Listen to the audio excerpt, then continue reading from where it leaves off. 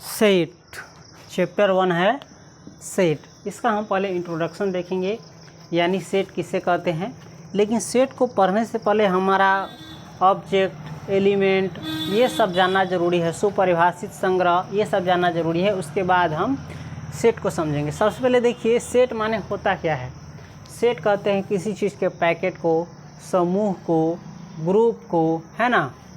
Set के अंदर उस सेट में जितना भी आने वाला चीज़ है वो सारा चीज़ आ जाए, उसको कहते हैं सेट। सेट का मतलब क्या होता है? समूह, समुच्चय, पैकेट, समझ गए। सबसे पहले आइए देखते हैं इंट्रोडक्शन इनका, सेट का इंट्रोडक्शन। इसमें हम जानेंगे ऑब्जेक्ट किसे कहते हैं, यानी वस्तु किसे कहते हैं, चीज़ किसे कहते हैं। तो इन आवर मैथमेटिकल लैंग्वेज, गणित की भाषा में, मैथमेटिक्स की भाषा में, एवरीथिंग यानी हर चीज़, एवरीथिंग यानी हर चीज़, इन दिस यूनिवर्स, इस ब्रह्मांड में, इस पृथ्वी पर, इस पूरे ब्रह्मांड में जो भी चीज़ें हैं, है ना, वेदर लिविंग, चाहे वो सजीव हो यानी जिसमें प्राण हो, और नॉन लिविंग, चाहे उसमें प्राण नहीं हो, जैसे डेस्क, बेंच, टेबल, कुर्सी, पंखा, गाछी, वृक्ष, तारेगन, सूर्य, चंद्रमा, इंसान, जानवर, शेर, बाघ, मछली, पानी, चाहे कोई भी चीज़ हो, है ना, चाहे वो सजीव हो या निर्जीव हो, इज कॉल्ड एन ऑब्जेक्ट, है ना। चाहे इंसान को भी गणित की भाषा में क्या कहा जाता है? ऑब्जेक्ट कहा जाता है, यानी वस्तु कहा जाता है। तो गणित की भाषा में संसार में, ब्रह्मांड में जितने भी चीज़ है उसको क्या कहेंगे हम? ऑब्जेक्ट कहेंगे। तो ऑब्जेक्ट समझ गया। और ये संसार में क्या है? सिर्फ और सिर्फ ऑब्जेक्ट है, ऑब्जेक्ट का ये संसार बना हुआ है, समझ गए। और उसके बाद देखिए ए गिवन कलेक्शन ऑफ ऑब्जेक्ट्स। तो इस संसार में तो बहुत सारे ऑब्जेक्ट हैं, बहुत प्रकार के हैं, अलग अलग प्रकार के हैं, कोनो एक प्रकार का भी है, कोनो अलग अलग प्रकार का भी है। तो a given collection of object यानी वस्तुओं का ऐसा दिया गया संग्रह, वस्तुओं का ऐसा दिया गया संग्रह is said to be well defined, यानी वस्तुओं का ऐसा दिया गया संग्रह is said to be well defined, यानी सुपरिभाषित कहा जाता है। सुपरिभाषित यानी अच्छे से जिसकी परिभाषा दिया गया हो, अच्छे से जिसके बारे में क्लियर कहा गया हो, स्पष्ट कहा गया हो, है ना।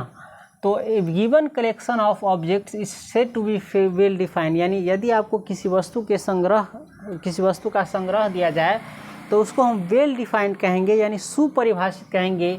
इफ़ वी डिफिनिटली से, यदि हम निश्चित रूप से कह सके, उस दिए गए परिभाषा के आधार पर, दिए गए कथन के आधार पर हम यदि निश्चित रूप से कह सके कि whether a given particular object belong to the collection और नॉट, यानी जिस परिभाषा के आधार पर हम निश्चित रूप से कह सके कि उस संग्रह में, उस समूह में, उस पैकेट में, उस सेट में कोई खास चीज़, कोई एक विशेष प्रकार का चीज़ जो है ऑब्जेक्ट है उसमें आता है कि नहीं आता है। तो a given collection of object is said to well defined if we can definitely say whether a given particular object belong to the collection और नॉट, यानी ऐसी परिभाषा जिसके आधार पर हम निश्चित रूप से कह सके कि कोई वस्तु जो है उस चीज़ में आता है कि नहीं आता है, उसे कहेंगे हम वेल डिफाइंड, यानी सुपरिभाषित, यानी जिसकी परिभाषा अच्छे से दिया गया हो, उसको हम कहेंगे वेल डिफाइंड। अब इस वेल डिफाइंड और ऑब्जेक्ट के आधार पर ही हम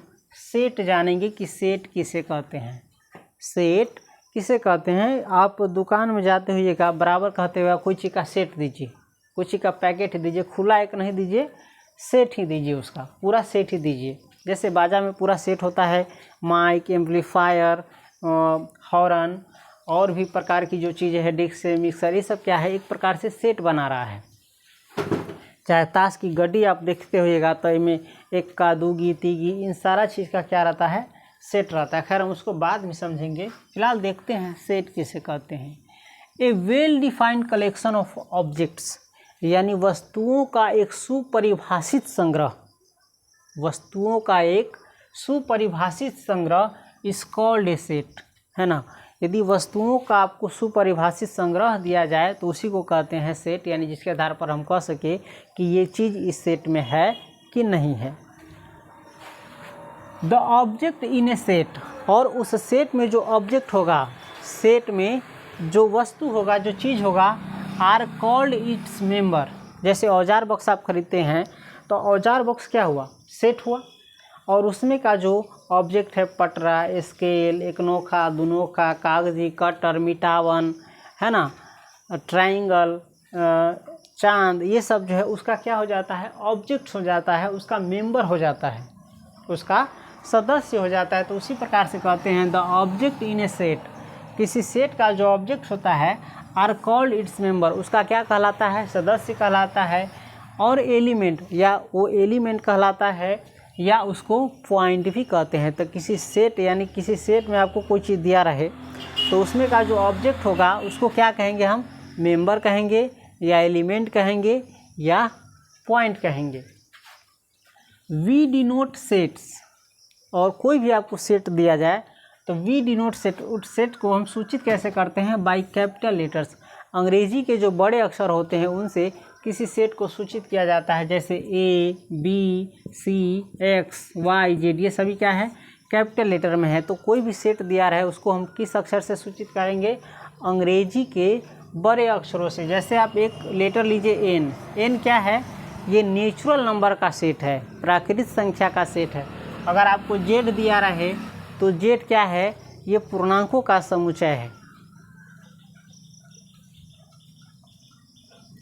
और उसके बाद और भी है, बहुत प्रकार के सेट होते हैं। पी प्राइम नंबर का सेट हो सकता है जब तक कहा ना जाए।